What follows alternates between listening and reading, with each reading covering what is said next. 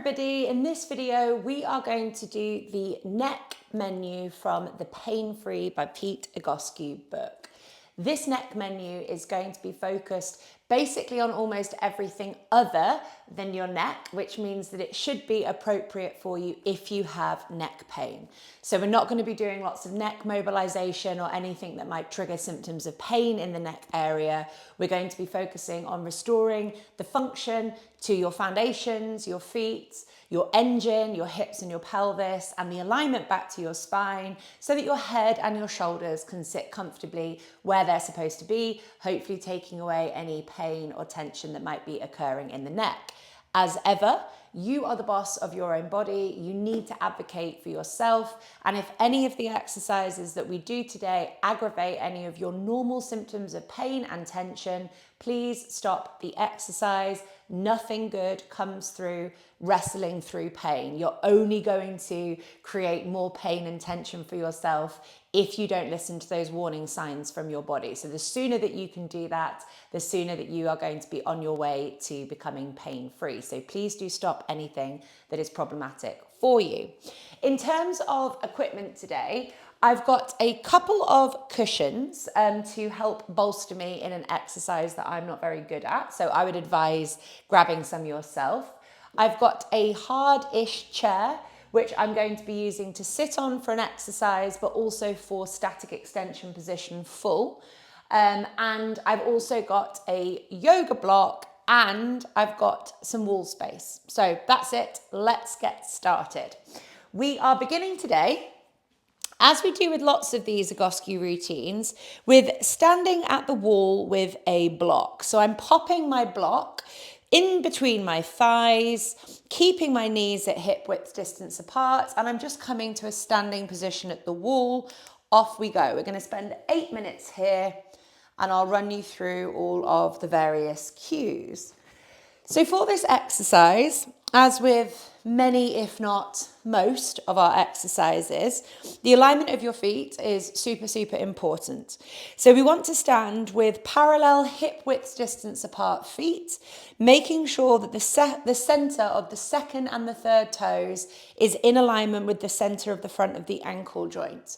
So you're not using your big toe joint to measure a straight alignment, otherwise your feet are going to be slightly pointing outwards like a duck. We're really looking for parallel train track feet, and if there were train tracks running through the center of our feet, there would be an equal amount of the right and the left side of our foot through that train track. So just make sure that your toes are not twisted outwards. If in doubt, go a little bit more pigeon-toed than perhaps feels right for you. We're spreading the toes nice and wide, and we're not gripping with the toes, and we're pinning into the big toe joint. So we're staying nice and grounded through the balls of the feet. My ankles are at the wall, my calves are at the wall, my bottom is at the wall, and then I'm staying quite nice and relaxed in my upper body. So I'm not trying to pull my shoulders and my head back towards the wall or my arms back towards the wall like this, because if I do this, I'm lifting my rib cage. So I'm compensating to change my upper body position, to kind of trick myself into thinking that I have good posture. So I need you to relax your hands, relax your arms, relax your shoulders, and what you're actually trying to do is get the bottom of the back of your rib cage to touch the wall, even if that means that your head position gets thrown forwards. By changing this rib cage position, what we're going to do is we're going to lengthen the hip flexors, so the hips are actually going to achieve hip extension, which they won't do if you lift your rib cage up because it's keeping you trapped in lumbar hyperextension. So by tucking the rib cage down a bit, the hips are going to start lengthening, which means that we're changing the feet, we're changing the hips, we're changing the pelvis. The spine's going to start to elongate and lengthen as well. And what will happen is the longer that you stand here for, you're just going to notice that naturally your arms, your shoulders, and your head start pulling backwards. But I don't want you consciously taking yourself backwards because you're going to throw tension in your mid to lower back. So the focus is here very much on a bottom-up approach. The feet are the foundations. You might notice that your kind of calves are burning or stretching, or your shins are burning or no, they're not going to be stretching. You might notice that your shins are burning. You might notice that the arches of your feet are waking up. You might notice that you start getting like a little bit wobbly through your legs. all of those things are good. So we want there to be like quite a lot of sensation from the pelvis downwards. If you've got lower back pain, I guarantee you that you're lifting your upper body up towards the sky like this. You're trying to orientate your head. So relax it.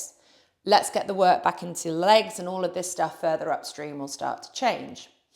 Making sure that you keep a relaxed face, a relaxed belly.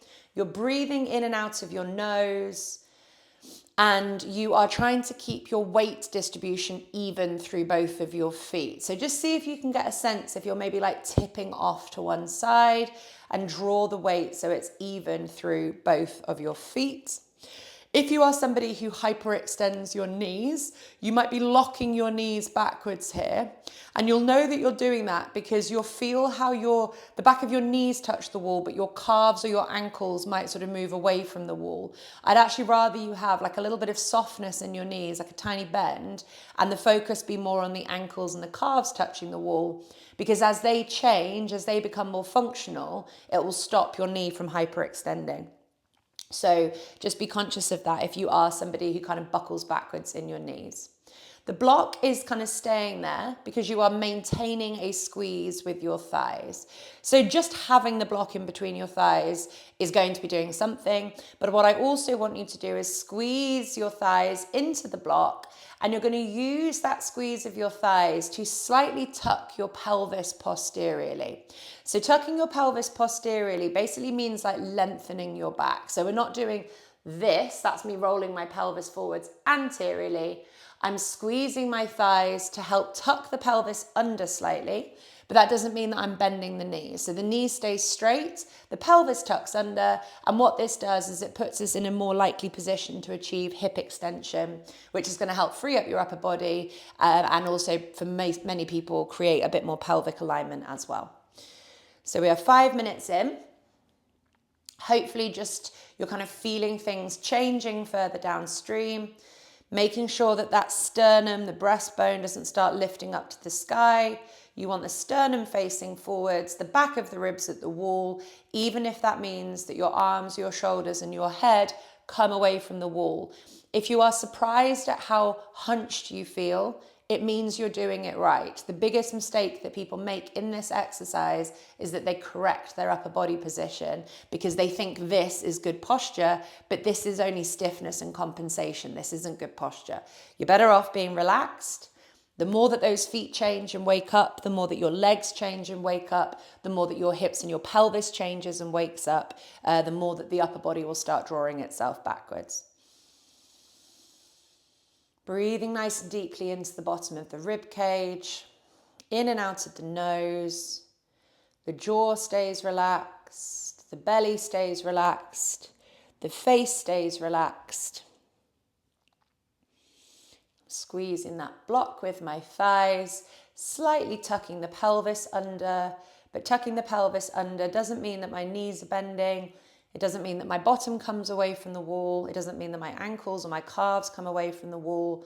I'm still keeping that contact basically through the back of my legs, but not through the back of my kneecap. So if the kneecaps are touching the wall, you're hyperextending your knees. Feeling a little bit shaky through my legs as the hips are starting to let go, which is nice.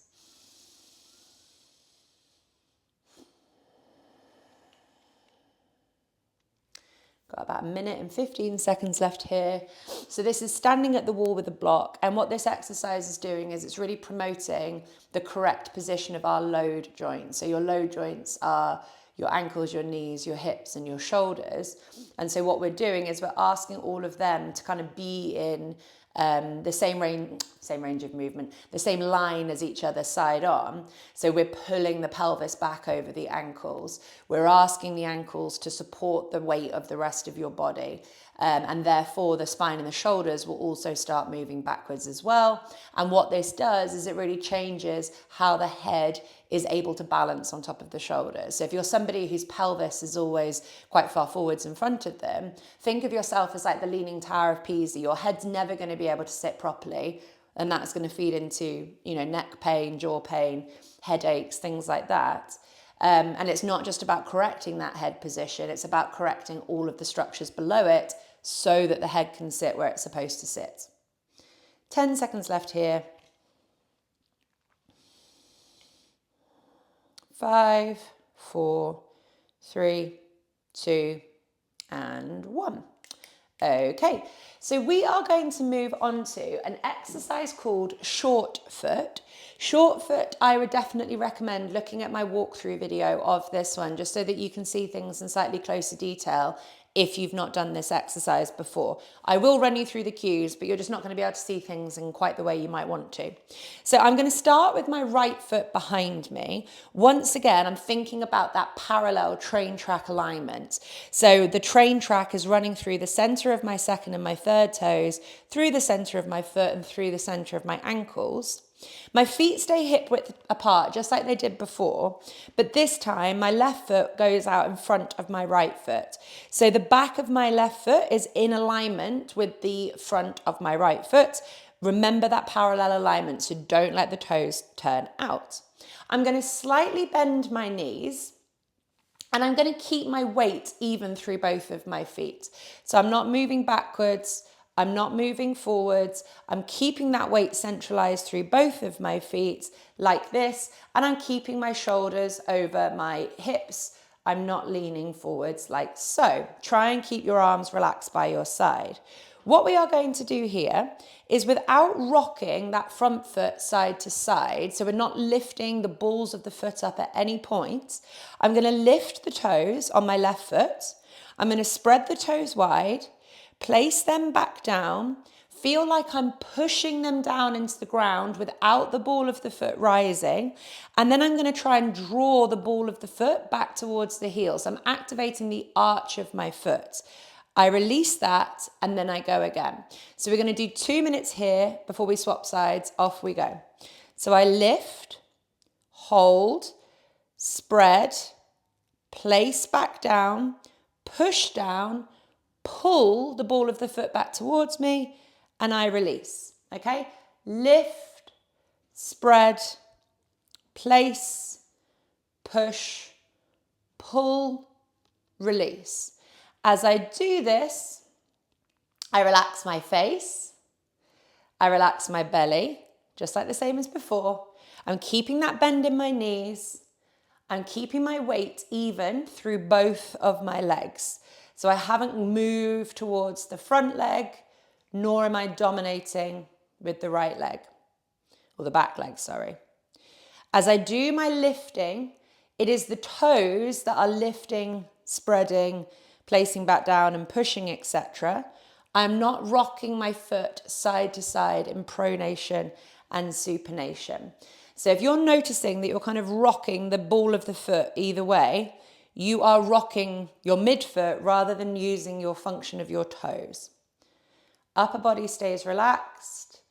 Keep the shoulders over the hips, so don't let them come too far forwards. Keep that little bend in both of your knees, and that bend in the knees is really going to help your legs switch on, but it's helping to connect the foot through the leg, through the kind of kinetic chains that we're activating as we activate the arch of the foot. So we're really starting to ask our feet to perform like feet.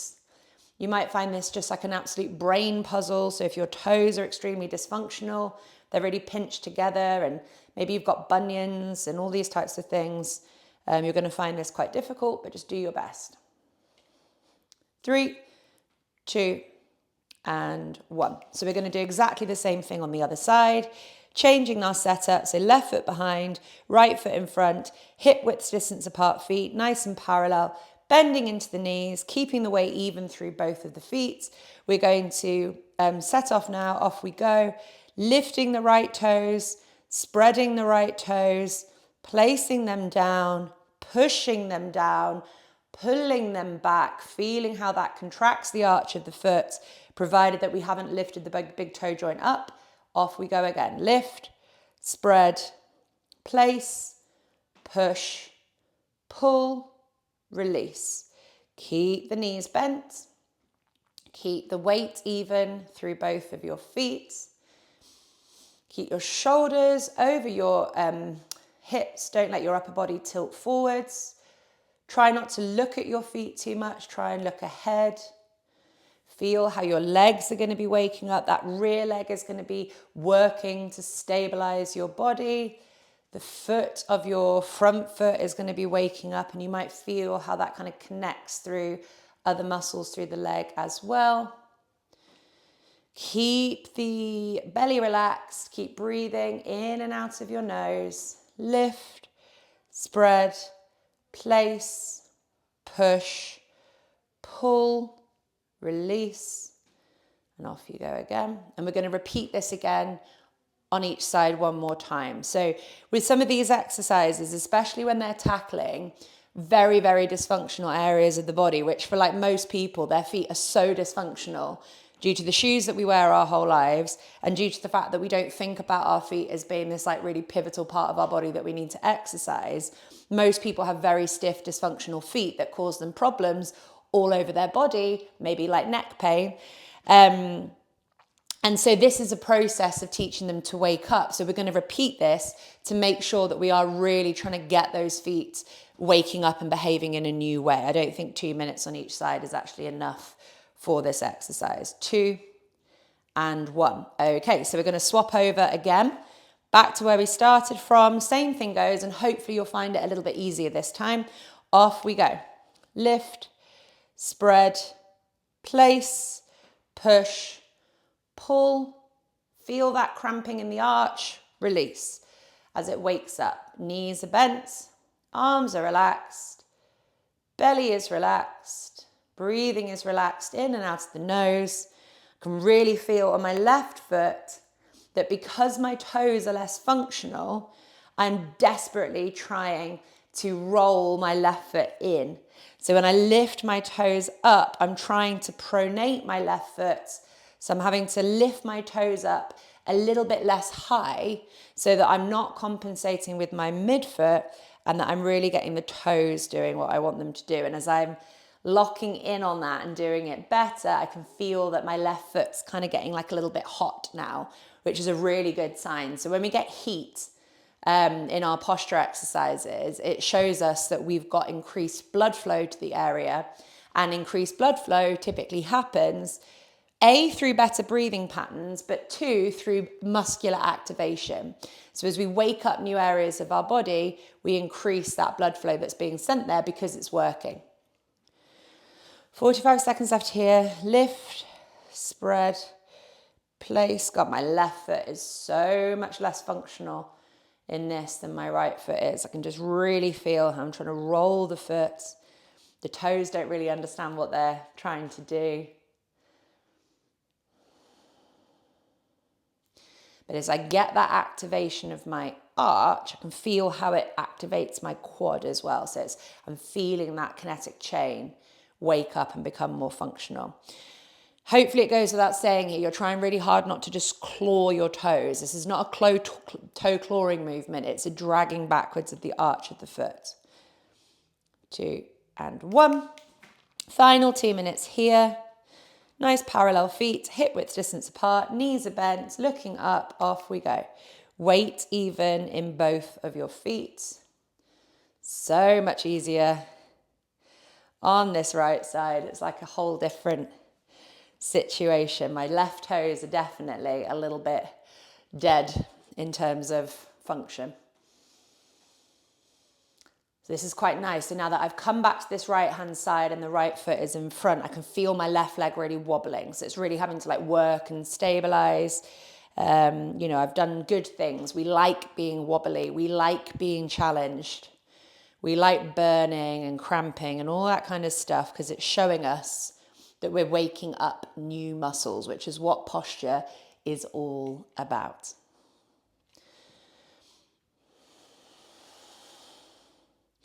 Lift, spread, place, push, pull back through the arch of the foot to feel the arch of the foot wake up.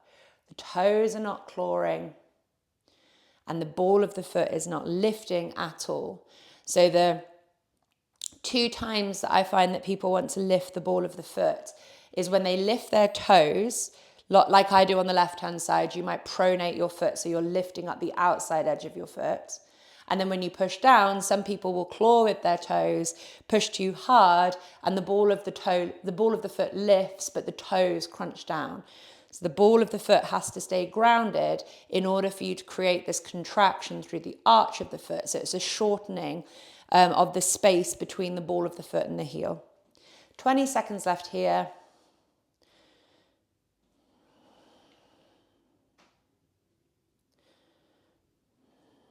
10. 5, 4, 3, 2, and 1. Okay. So now we're going to come into static extension position full, which is quite a difficult exercise, and it requires a lot of load through your wrists and also through your knees. So if you're somebody who has wrist pain or knee pain, this might not be the exercise for you, but as an alternative, you can have a look at doing either static extension position or static extension position on elbows, which are the easier versions of this, and they have less load going through your joints. So we're bringing our knees up onto a surface like this. You want it to be that it's quite firm, so you're not wobbling. My fingers are spread wide, my palms are flat to the floor. I'm really trying to feel like a nice stretch through my hands, my palms, my fingers, trying to keep the thumbs straight, really trying to stop the fingers from clawing and having as much grounding through the hands as possible. My pelvis rolls forwards into extension.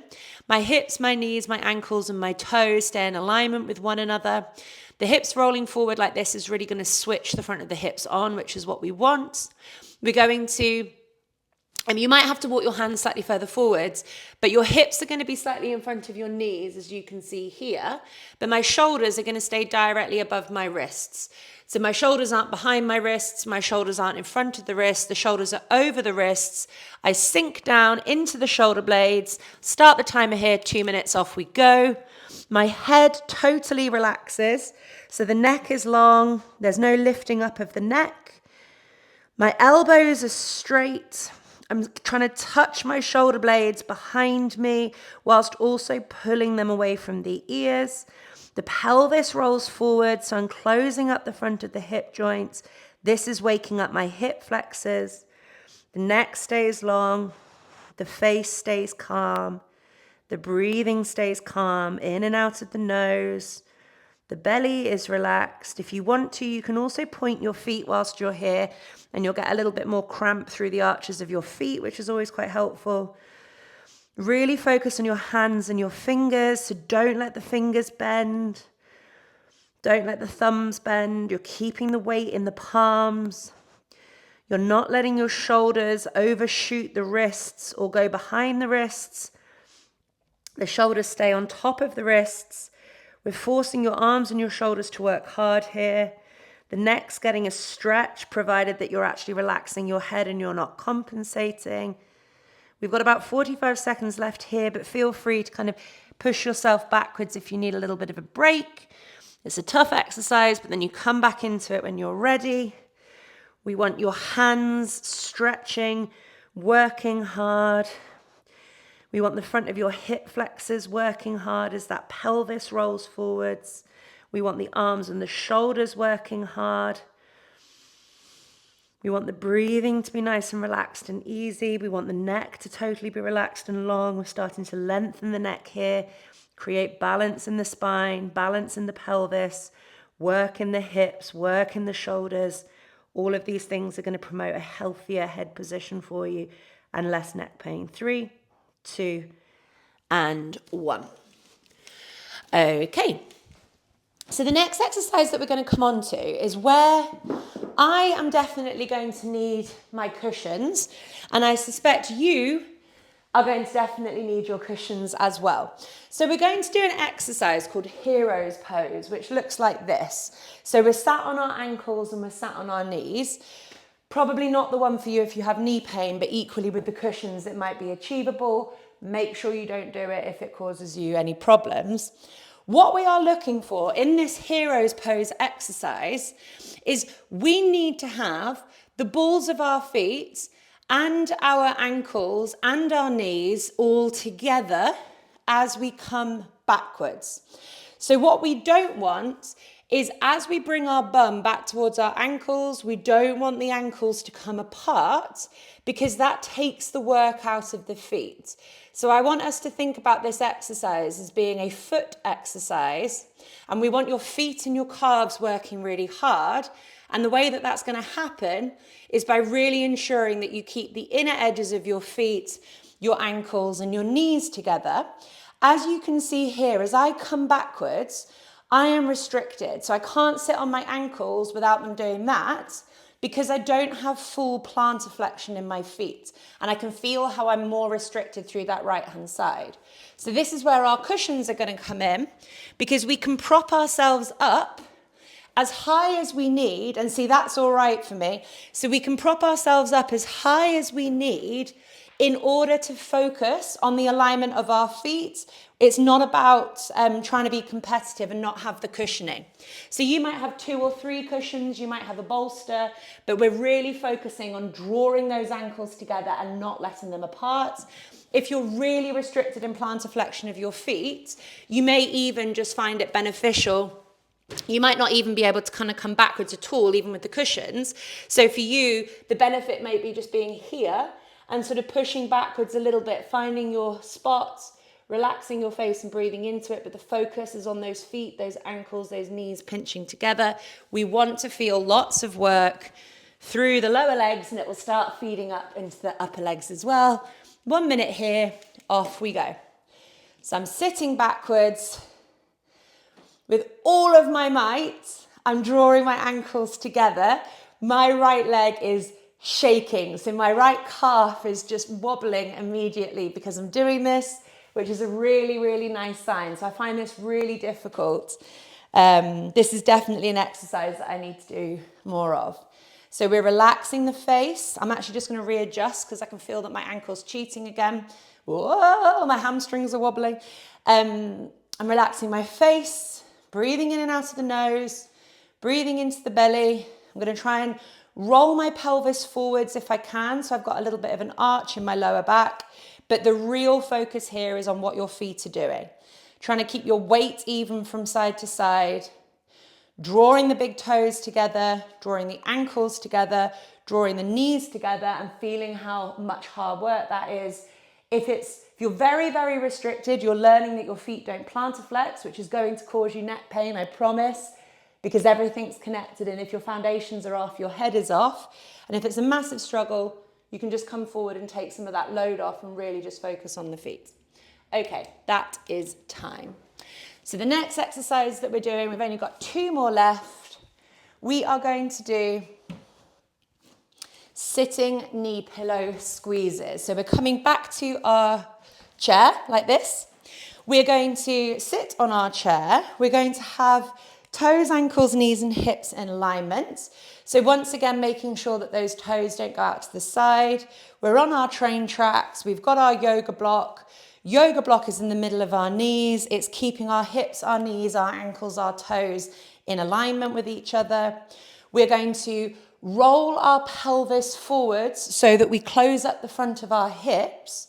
But rolling our pelvis forwards is not the same as lifting our rib cage up.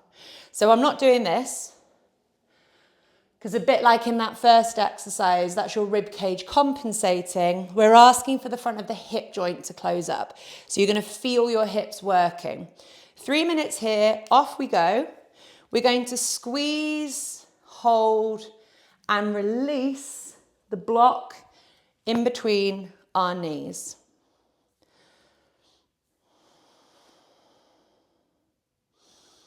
My face is relaxed.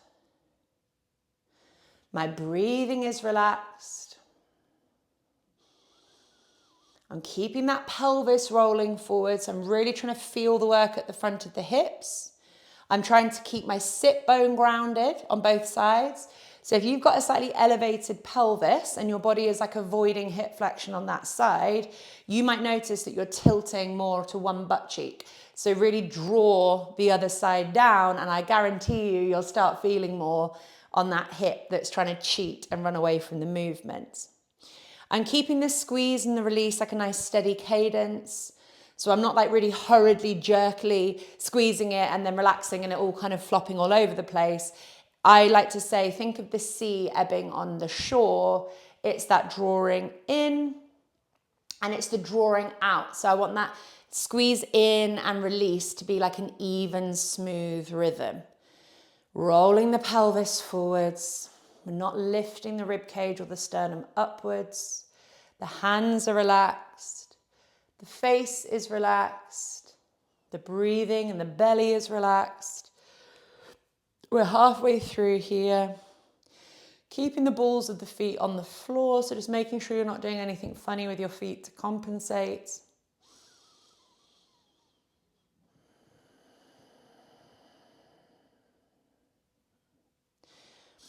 So what we're doing here is we're really driving the strength into our hips. We're creating pelvic balance for ourselves. And the more balanced our pelvis is and the stronger that our pelvis is, the more our shoulders are going to sit behind us and the more that the spine is going to lengthen and derotate, and therefore the head is going to be able to sit more comfortably, and hopefully we're going to take out some pain and any tension that might be there in the neck. 45 seconds left here.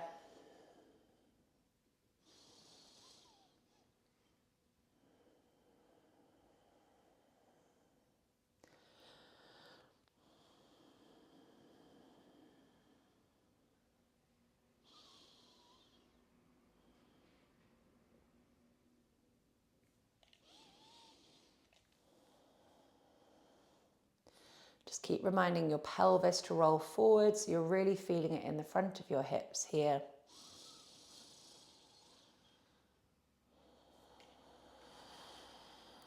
5, 4, 3, 2, and 1.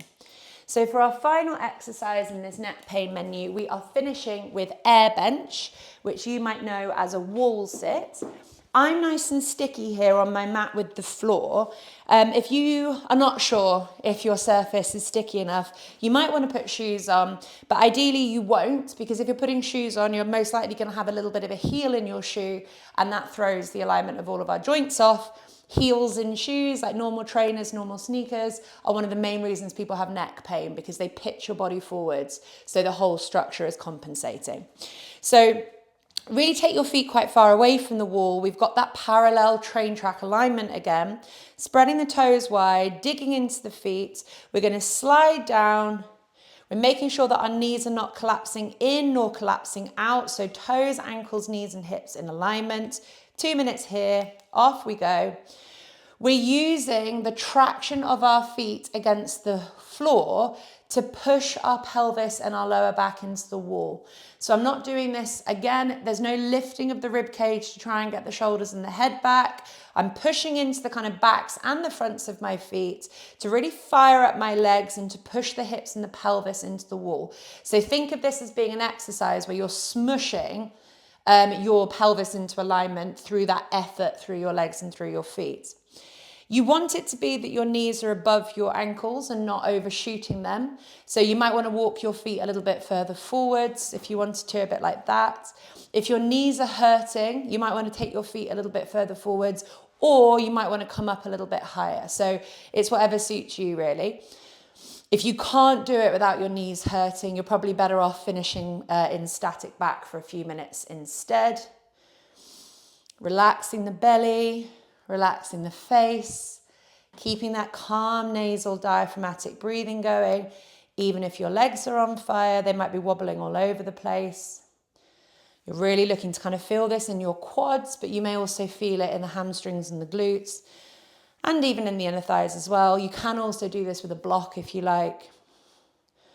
Come a little bit lower as you get stronger.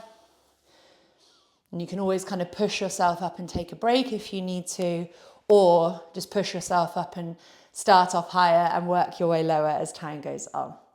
Really using the feet on the floor to smush that lower back and the pelvis in. Back of my right leg is really wobbling now, which is good. Just over 10 seconds left. Keep that calmness in your face and in your breathing. Yes, the lower body might be on fire, but the upper body doesn't have to be tense. 3, 2, and 1. You can actually hold that if you want to for an extra minute. So in the pain-free book, it says between 1 and 3 minutes, but I normally aim for 2 because I think that's most achievable for most people. But if you're feeling very brave, then please feel free to do it for 3 minutes. That was our neck pain menu from the Pete Egoscue pain-free book. Hope you enjoyed. Hope you found it helpful, and I'll see you again soon.